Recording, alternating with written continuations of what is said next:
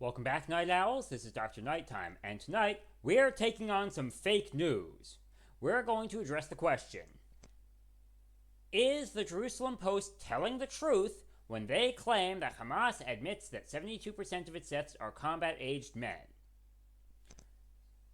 Answer: no, they're not telling the truth. I don't think they're deliberately lying. I think they are just too stupid to tell the difference between different kinds of conditional probabilities.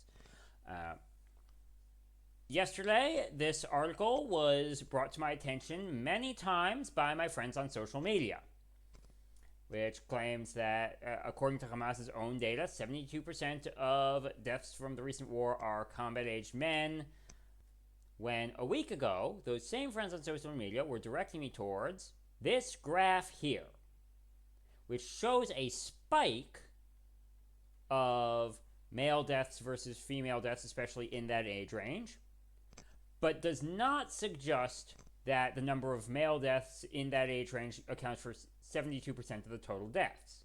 Here's some detailed analysis suggesting that the number of male deaths in that age range is more like 50%. So what's really going on? Well, when I started probing about this issue, one of my friends on social media, who's a vocally Zionist Jewish physicist, and for those of you who don't know, right, he's a physicist, I'm a mathematician. Physicists are better at math than mathematicians are. They can actually say to us, hey, whoever you think you are, we are all that and more.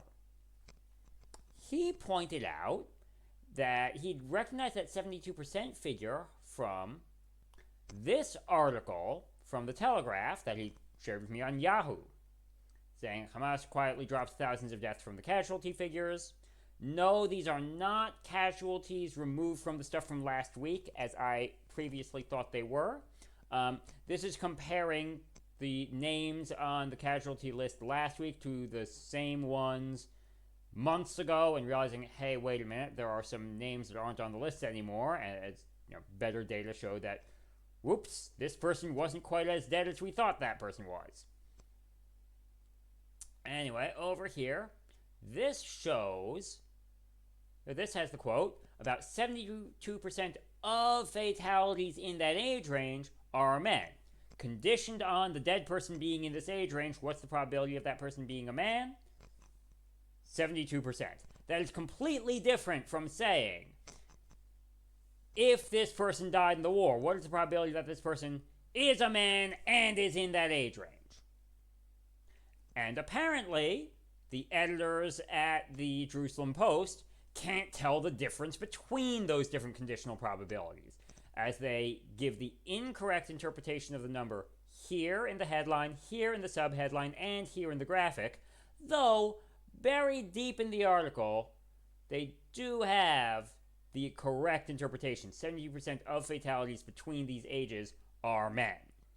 Lastly, for the numerous people sharing this incorrect statistic on social media, when you're sharing statistics that you're reading about, it is important for you to actually double check and say, are these statistics even realistic? And again, looking at this graph that was circulating last week, no, the 72% figure is not realistic. In short, here's what I can compare it to. All those people who were sharing on social media the estimates of upwards of 200,000 casualties from the war that was based on hypothetical calculations with no actual hard backing, and they're just passing it off without even thinking, well, wait, why aren't those extra deaths even being reported? Yeah. Sharing this without doing that sort of critical thinking is as dishonest as sharing the 200,000 figure without doing that sort of critical thinking. Until next time, this is Dr. Nighttime wishing you a good night.